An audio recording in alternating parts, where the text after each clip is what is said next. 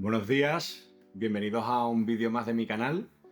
Hoy he decidido hablar de un tema que, bueno, es un tema de interés para muchas de las personas que me siguen, tanto en LinkedIn como ahora en YouTube, y es las diferencias que hay entre trabajar en una pequeña o mediana empresa, o pyme, como la llamamos en España, y en una gran corporación. Para ello, he elaborado una serie de puntos en los que creo que se encuentran las mayores diferencias.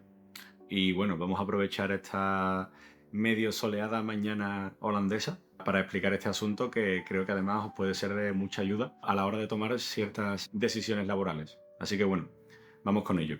Primer punto, el tema de la cultura empresarial. ¿Vale? En una empresa grande hay una cultura de reuniones generalmente. Esto, pese a que no es lo más óptimo, sí que es cierto que es en cierta manera necesario. ¿Por qué? Porque en una gran empresa son necesarios muchos procesos de comunicación que en una pequeña empresa pues no lo son porque hay muchas menos personas implicadas y aparte también hay muchos menos formalismo. Por tanto, si se toma una decisión, se puede tomar en grupos más pequeños. Sin embargo, en una gran empresa muy burocratizada, que de parte es uno de los puntos que ya hablaremos más tarde, pues bueno, todo se puede hacer de una manera, bueno, todo se tiene que hacer de una manera mucho más rígida y por tanto, bueno, pues hay muchas reuniones. Después, el tema del ambiente. En realidad depende mucho de la empresa de la que estemos hablando en concreto y de la localización en la que esté. No es lo mismo trabajar en Thales, en Holanda, que en Francia, por ejemplo. O sea que eso depende mucho de las condiciones locales. Después el tema de la inclusión. Pues bueno, en las grandes corporaciones le dan más peso generalmente que en las pequeñas empresas a tener una plantilla más equitativa en cuanto al género o en cuanto al número de nacionalidades. Pero bueno, también es cierto que se lo pueden permitir, mientras que en una pyme yo creo que tienen otras preferencias. Después, las oportunidades de crecimiento. Crecer en una empresa grande es algo que lleva mucho más tiempo, ¿vale? Es como si fueras una especie de funcionario de carrera. Mientras que en una pyme se basa, yo creo, más en tu talento y en los méritos que vayas acumulando. Mientras que en una pyme tú subes de salario mediante negociaciones puntuales, en una gran empresa digamos que todo eso está bastante procedimentado y subirás conforme vaya pasando el tiempo, conforme se te vaya considerando más experto en ciertos temas. Pero en una pyme, si tú demuestras que eres un máquina y puedes acreditarlo y tienes la capacidad de negociación necesaria, pues ahí se te subirá el salario. Sin embargo, podríamos decir que en una gran corporación, aunque tu jefe tiene cierto peso, pero no tiene todo el peso a la hora de tomar estas decisiones. Se depende también de temas de presupuestos por departamentos o por proyectos y cosas así. Tercer punto, el salario y los beneficios.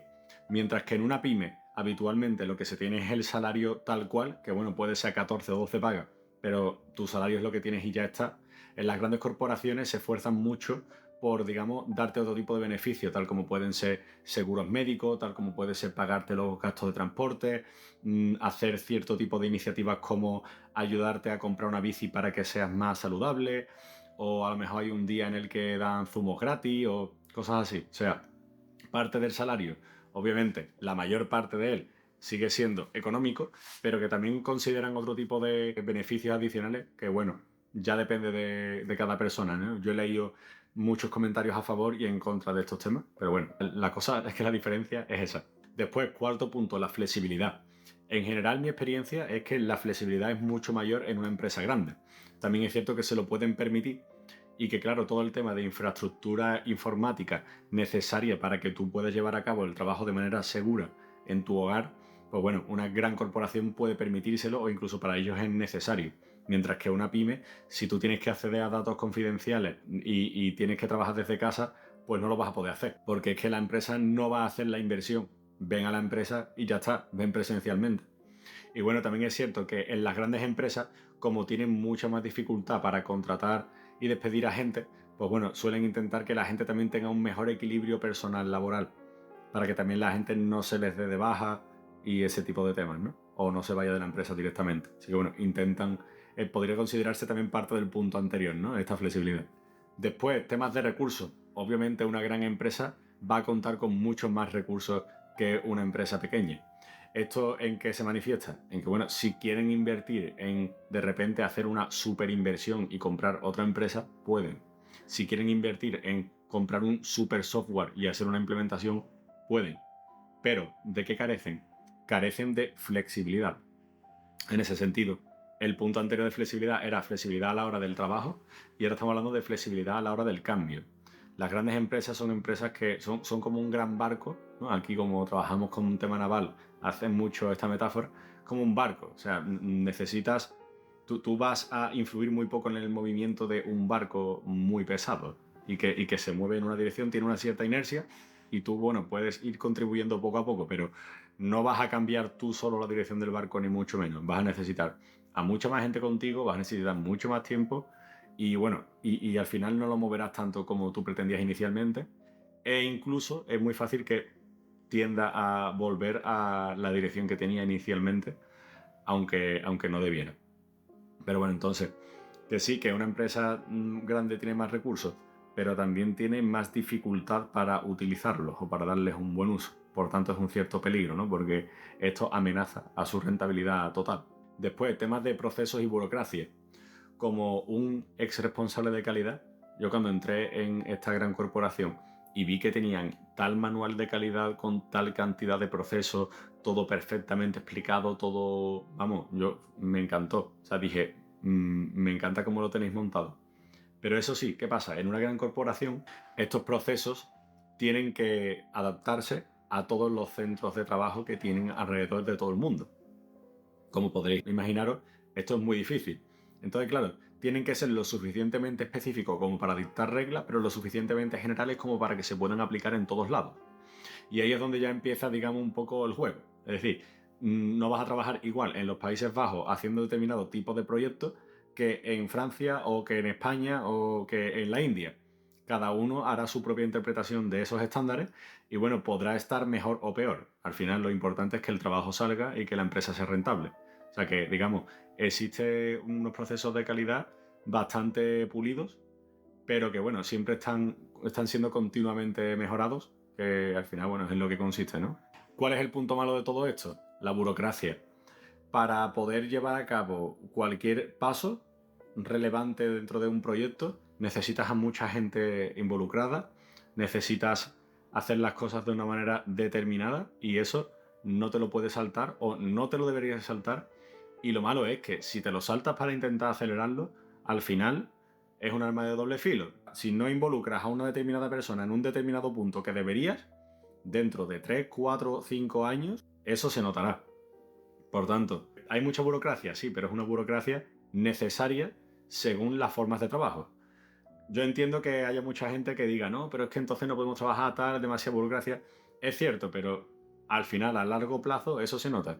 ¿Vale? Y además, si es una multinacional que trabaja con datos sensibles o en temas de defensa o que estén relacionados con datos de gobierno tal, esto es aún más necesario. Por tanto, bueno, burocracia necesaria. Después, el tema de la estabilidad laboral.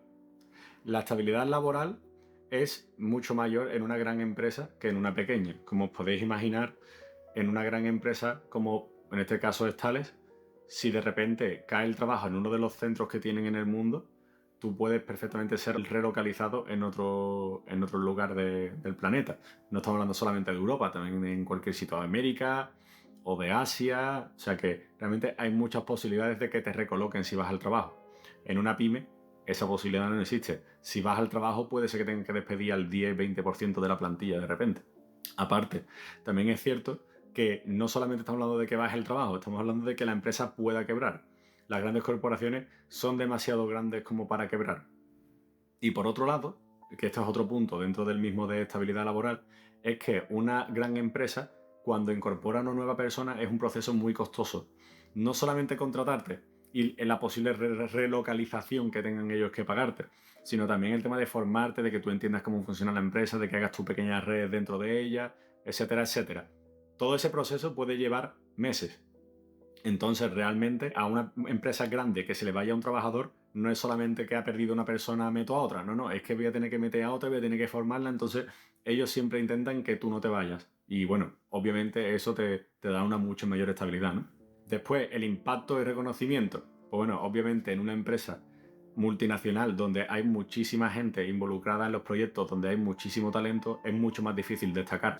Mientras que si tú tienes un buen perfil en una pyme, vas a poder destacar mucho más fácilmente dentro de la misma empresa. Eso sí, después a nivel exterior, pues bueno, obviamente los proyectos de innovación o los productos que va a hacer una pyme no van a ser en general tan impresionantes como aquello que puede llegar a hacer una gran empresa. ¿Qué pasa? Que realmente lo que haga una gran empresa, como por ejemplo hace poco Tales que hizo tema de hacking de un satélite, ¿no? Eso a saber quién lo habrá hecho. Yo la verdad que no tengo ni idea. No, si me pusiese a investigarlo en la intranet, lo descubriría.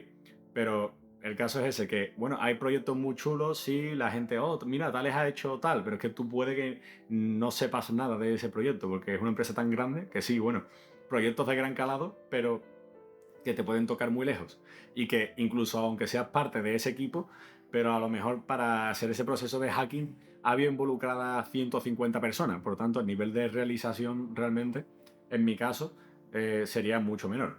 Así que bueno, eso también es algo que tienes que tener en cuenta. Y bueno, el último punto, el networking.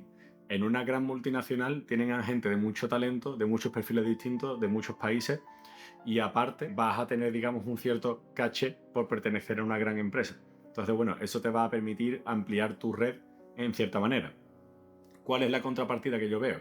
Por ejemplo, en mi caso concreto, yo en Indaero también daba conferencias, también iba muchas visitas a proveedores, a clientes, a eventos, y eso es algo que en una gran empresa no es tan sencillo, porque la gran empresa ya tiene a personas que se dedican a ir a este tipo de eventos.